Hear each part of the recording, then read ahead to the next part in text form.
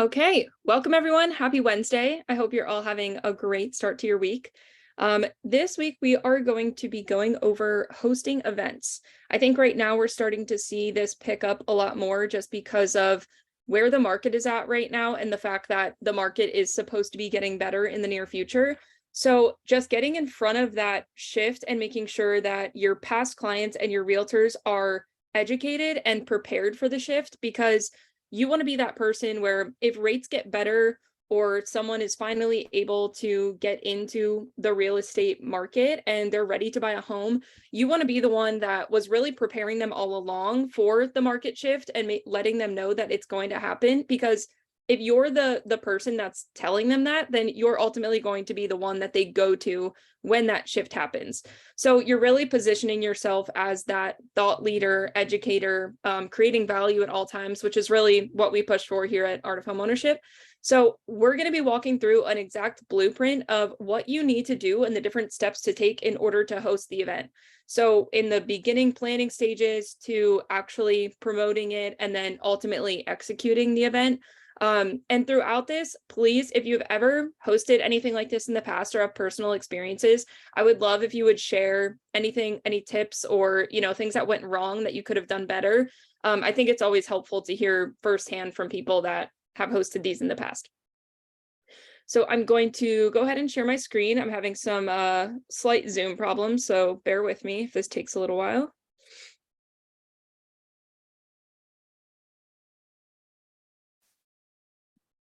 Okay, hopefully you all can see this slide deck. And we will go ahead and get started.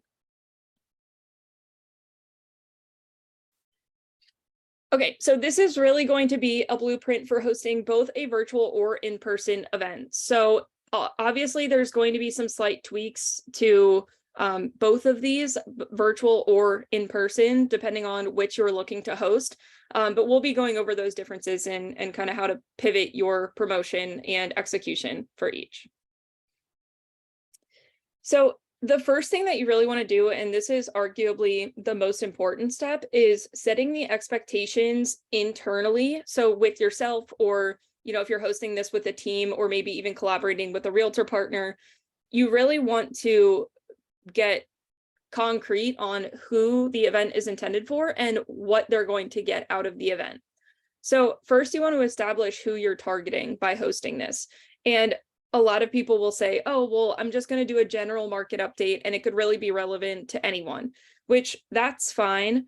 But you really want to establish who you're looking to target. So who do you want to get the most out of this event? Because if you're presenting this to, let's say that you say it's relevant to both first-time homebuyers and realtors, that's going to be a completely different way to position the content that you're presenting on, because realtors will understand a lot of the industry jargon and maybe what's happening with the market, depending on their experience level. First-time homebuyers aren't going to know any of that language. So you really want to make sure that you establish, okay, if a realtor is showing up, we want them to get the most value out of this, so we're going to be presenting it to them. And ultimately, you can go about your promotion in a way that is targeting only realtors and making it very clear that that's who it's intended for. So ensure that in any promotion, these two things are obvious. And that really comes with, I know a lot of the time we want to get fancy with naming these events and coming up with something clever, but ultimately you want to be sure that it's clear more than anything else. So know that they should know that it's meant for realtors and they're going to get X, Y, and Z out of the event. And again, that goes to what I was just saying. So what will the target audience get out of the event? A lot of people will do a main title and then kind of a subtitle, and that will really tell them who it's intended for and exactly what to get out of it. So let's say you're doing a state of the market, and what are those top producers doing right now to prepare themselves for when the market shifts. And when you say top producers, make sure you're addressing the realtors rather than, other loan officers or whatever that may be. And you really want to think of the problem. This is just really marketing in general. Think of the problem that they're experiencing and the solution that you have in order to fix it, and really hit on that. Because if they see a pain point that they're experiencing, and then you tell them that you can ease that pain point for them, that's going to be huge. And that's going to increase the likelihood that they're showing up to get value out of your event. Step 2 is going to be deciding how you're hosting the event. So again, you could do virtual or in person. There are pros and cons to both. A lot of people, if they've never hosted an event in the past, they like to start with a virtual event just because it's a little less intimidating. It's simple to actually execute on. You can use StreamYard, Zoom meeting, or Zoom webinar, which I can send some resources on breaking down how to choose which one you want to use. But just in brief, StreamYard would be streaming to a social media platform. So if you want to stream to LinkedIn or Facebook, you can use StreamYard. If you want to do a Zoom meeting, that's going to be much more interactive. I wouldn't do that with too big of a group just because anyone can talk at any time. You don't have as much of control if you're hosting a Zoom meeting. And then a Zoom webinar is going to be just like we're doing right now. So people can come, they can interact, but it would, look like them raising their hand, bringing them in to talk, that sort of thing. So the interaction could be there, but you do have a little bit more control with that webinar versus a meeting. And then StreamYard, you're really going to have little to no interaction with your audience. So just keep that in mind. If you're looking for people to be asking a lot of questions, commenting, etc., that might not be the best option for you.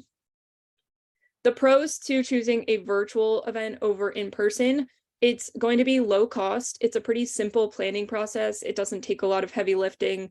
And it's also very easy to record and then redistribute that recording afterwards. So when you collect, which we'll get into this in a little bit, but when you collect that contact information of people that are registering, if they didn't get a chance to show up to the event, it's very easy to redistribute that recording. The cons, it's not as engaging. So a lot of people, as I'm sure a lot of you are doing right now, you could be multitasking and kind of have this on in the background and listening to it, where you truly get, as confident as we are as multitaskers, you really still don't get the full value of the content. You might miss a few important things. People just are not going to be as attentive as they would be at an in-person event. So the pros to an in-person event, it's very engaging. So when people show up, they might have their computer out or they might check their phone once in a while, but ultimately the presenter can see them. So they're much more likely to be paying attention the whole time. You get better rapport with new faces. So if you have those realtor partners that you're really looking to connect with, you might not have done any business with in the past, you're going to create a much better relationship if you're in person versus them just getting value from you in a webinar. And then it's going to be a bigger opportunity for social exposure through both your attendees and your speakers or anyone presenting at the event. So I'm sure that you see a lot on social media. Realtors always like to tell people when they're learning new things. So it's always, which is great, which is a great thing. It's not, there's no negative connotations behind that, but them posting and showing that you're the one that was presenting or hosting the event, that's going to be huge for other people in their network that are seeing that, just getting general exposure for their audience. Obviously, the cons are going to be it's higher cost. You have to pay for wherever you're hosting the event. And it's a bigger lift with the planning and execution. It's going to be, you have to be very intentional when you're promoting and doing outreach, because it's a bigger ask to get someone to drive to the location, to plan out more of their day in order to be there in person. They could be missing out on a showing or anything like that. So you just want to be, it's going to be a lot more one-on-one outreach versus just general exposure and getting as many people to come as possible. And then you'll also have to worry about caps for attendance. So again, you want to be very intentional about who you're inviting because you only have so many seats to fill. Whereas a virtual event, you could really fill that up as much as you want. So the third step is going to be, you have to have a way to collect the contact information. So you can, now I only included prior to the event, but if you're hosting a virtual event and you want to make sure that the contact information that you're getting, they're kind of raising their hand and saying that they're interested more than just showing up to your webinar. So you could have a form during your webinar or a way for them to say email in. If you want to say, if you want to book time with me to go more in depth into this email, and then we'll set up time, that's someone who's going to be very interested versus getting all attendees and then reaching out to them afterwards in order to try to schedule something. It could come across as a little more pushy. You really just have to position it in the right way and make sure that you're coming at it from a point of creating value rather than just being very promotional. So you just have to make sure that you're wording everything the right way. So if you want to collect the attendee information prior to the event, Eventbrite is a great way to do that. It could also, depending on what CRM you have, there could be a form within your CRM that they could fill out in order to register.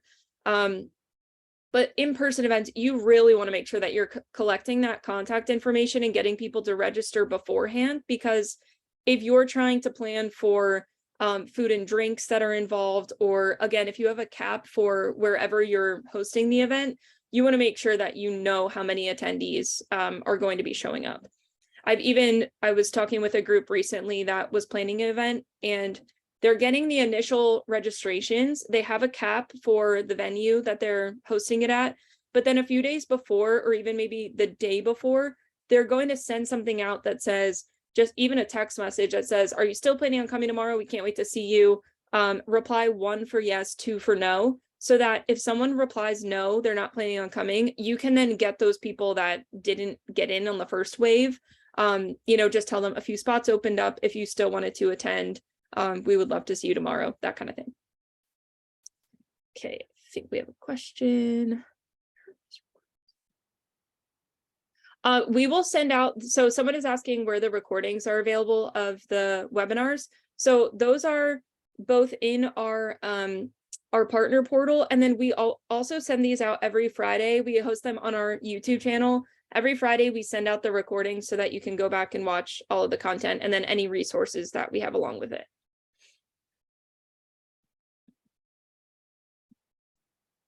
Okay.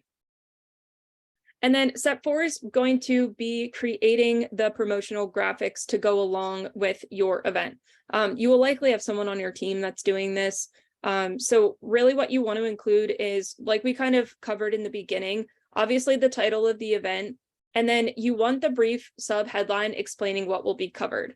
So in the copy, you can go even more in depth. So you're addressing exactly who you want to with the problem that they're having and how you're solving for it. So that could look like, let's just say you want to host a market update for, what is projected to happen over the next few months. And this is going to be directed at realtors. So your event could be called something. You could have a subheading, but then in the copy, you're saying, realtors, are you struggling with what to tell your clients right now that are asking if it's a good time to buy? Well, we're hosting this event to tell you exactly what is projected to happen in the market so that you can accurately be educating your clients. That's something that, a lot of realtors are probably struggling with right now, just because there's so much uncertainty in the market. So if you're the one that's educating them and giving them that value, they're going to feel more confident because of you, and that's huge. So that builds a lot of trust. One thing I will also say, this is a big one. If you're hosting a in-person, or it really could be virtual as well, if you're having any guests come and present, you want to make sure that you create promotional graphics for those speakers so that they can post on their social media. And even if it's not to drive more registrations, if you have a capped venue, then it's just creating that FOMO with everyone else who can't be attending. And then it's really just setting yourself up for success for future events. So if they see that people were having a great time at your event and they got tons of value out of it, that's going to just kind of have some validity behind your name, and it's going to be good for your general exposure. And then here I just have some dimensions. I mean, it's pretty self-explanatory. If you use Canva, they make it really easy to kind of copy these into different dimensions. But on Facebook, you can use the Instagram, just a square image. You want to create a Facebook event. So a Facebook event header, you just want to make sure that all of your promotions are standard as far as the design, the colors, the text. So it's really easy to just copy those into different dimensions. I highly recommend a story. So on Instagram stories, you can link. So if you go into the stickers, you can put a link and actually drive them directly to your Eventbrite to register. That makes it super easy for them because Instagram isn't very link friendly. So in the copy of your pictures, you can't really put anything for them to click. So an Instagram story is a great way to drive that through Instagram. Are there any questions up to this point? I know we're kind of covering a lot quickly here.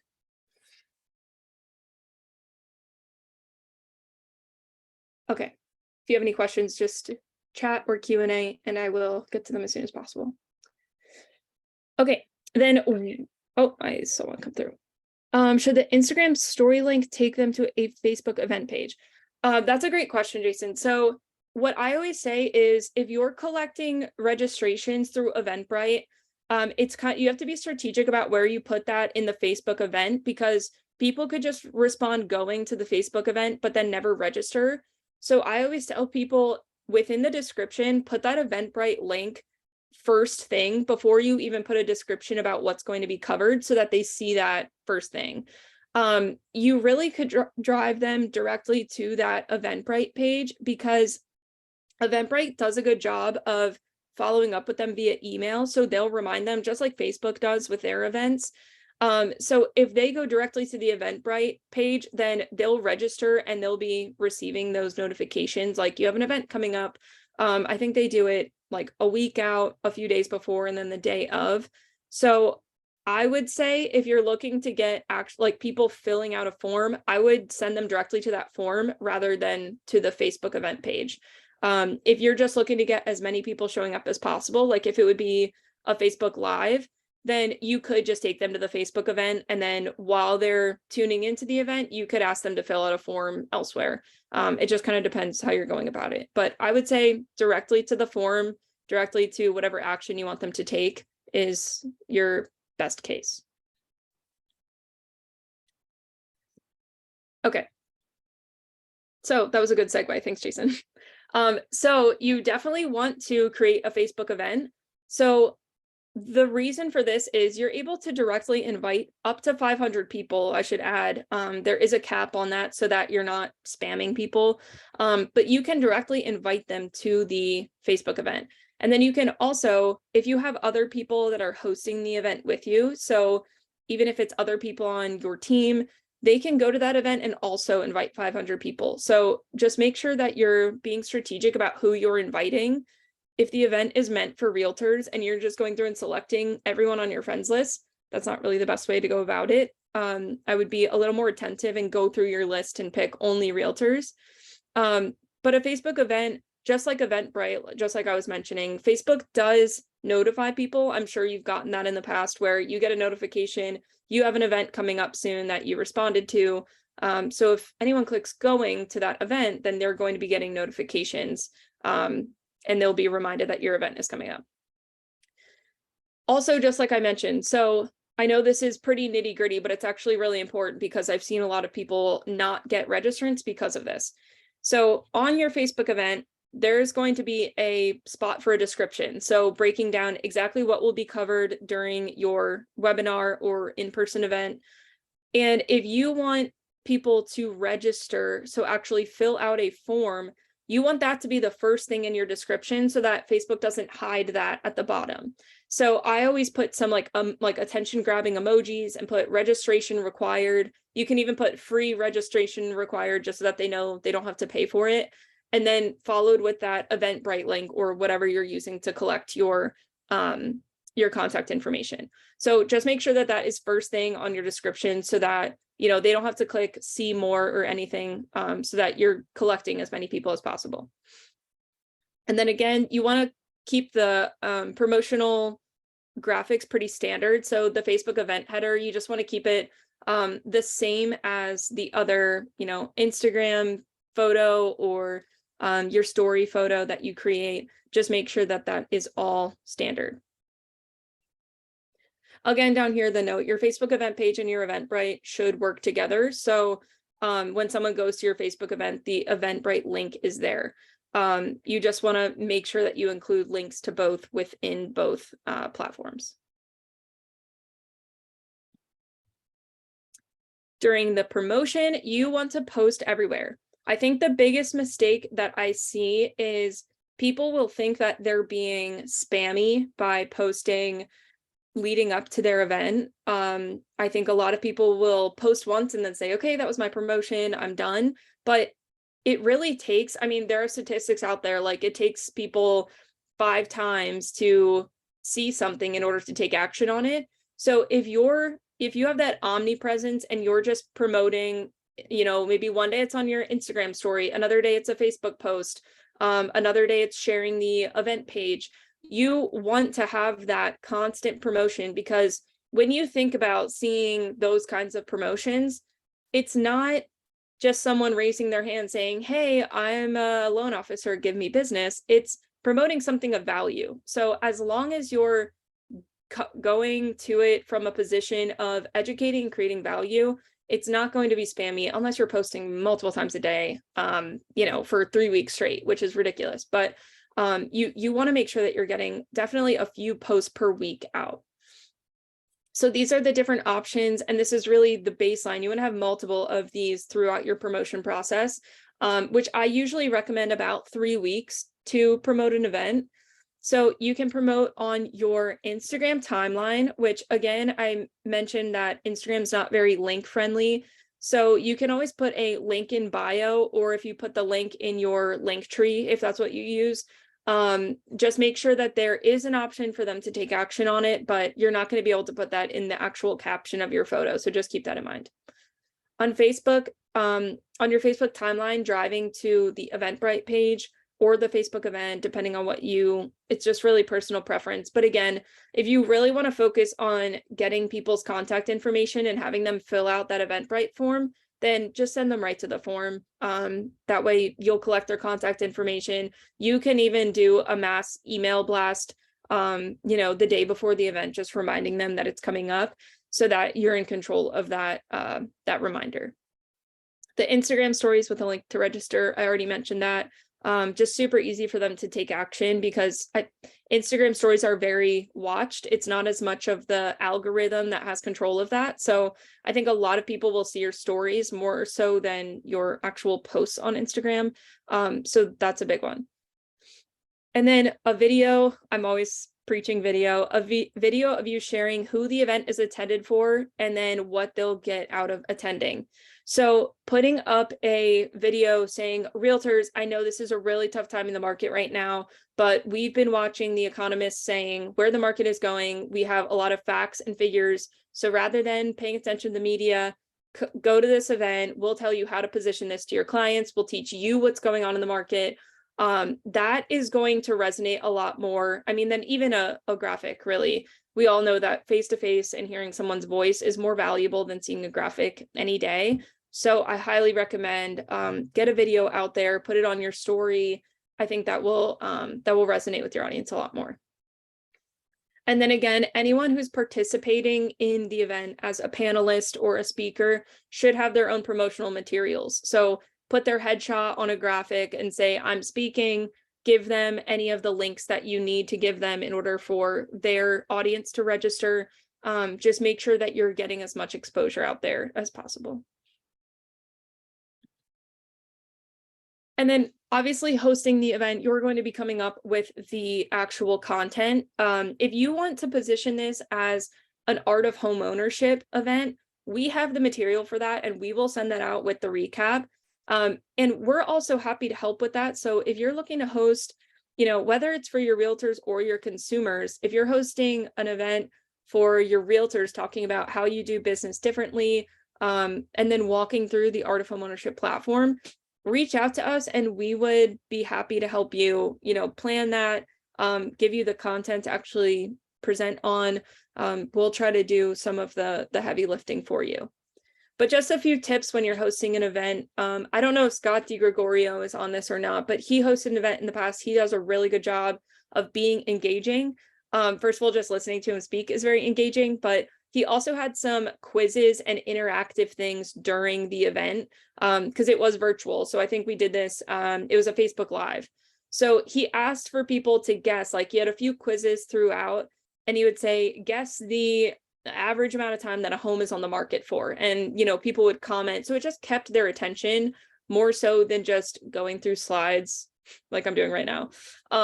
But make sure that you keep that as engaging as possible. You don't have to be super polished or stiff while you're doing these events. The more so that you can get people to participate, the better. You could even have a contest or a giveaway and make sure that you prepare them to say, we're going to be giving this away at the end of the event. So make sure you're paying attention throughout. Maybe do a quiz at the end and say, whoever gets it right first gets a prize of some sort. So that way you're also keeping them until the end of the session.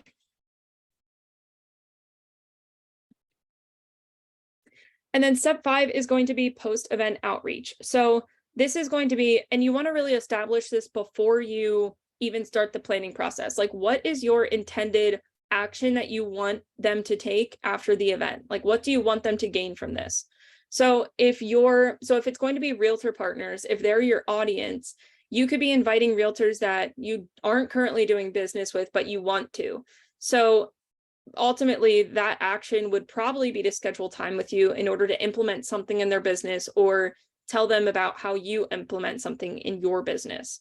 So make sure that you identify that before the event, because that will really shape the communication that's going out after the event.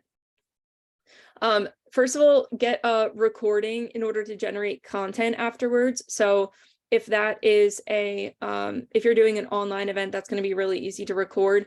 And then you can even chop it up and make clips to post afterwards. So again, you're kind of creating that FOMO so that if someone didn't get to attend, they're seeing your content. And maybe you even reach them and include a full video on YouTube. You could still gain some success with it after the event is over. So again, full event on YouTube if someone missed it and would like to watch it again. Generate FOMO through small clips, and then you can always, again, drive back to that full video.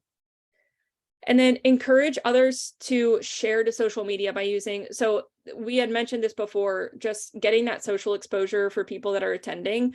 Create a hashtag for the event and maybe include that in your contest. Like if you use the hashtag, we'll pick one person to win an Amazon gift card or whatever that may be. Any way to drive them to share what they're learning, and ultimately that they're learning it from you.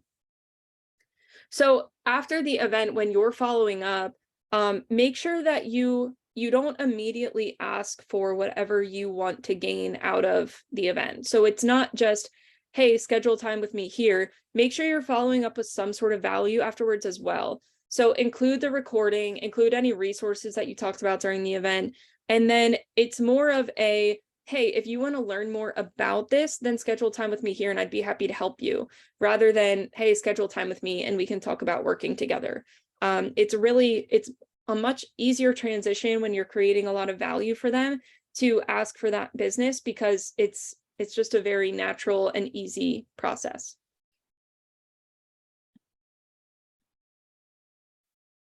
Okay, I reached the end. I didn't even realize it.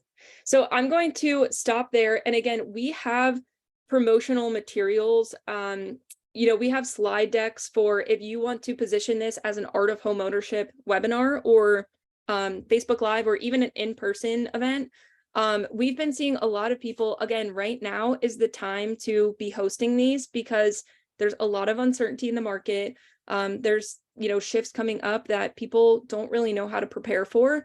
So whether it's hosting a consumer event where you're telling them how to be able to buy in 2023, rather than, when we talk about thinking in terms of who your audience is, if you want to reach consumers, rather than saying, hey, I'm hosting a market update, honestly, consumers don't care about the market. They care about how they can benefit from the housing market or the real estate or what is happening in the market. So it's more about, hey, I'm going to host a session and teach you how you can buy a home in 2023 if you think you can't afford one, because that is much more appealing to a consumer than, hey, I'm going to tell you what's happening in the market, because a lot of people don't understand that.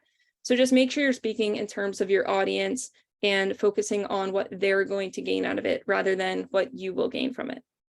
So I know we covered a lot today. Are there any questions up until this point, or anyone that's on here, again, that has hosted any of these in the past that has personal experiences they'd like to share, feel free to raise your hand or put it in the Q&A. I will hang around for a few minutes if anyone has questions.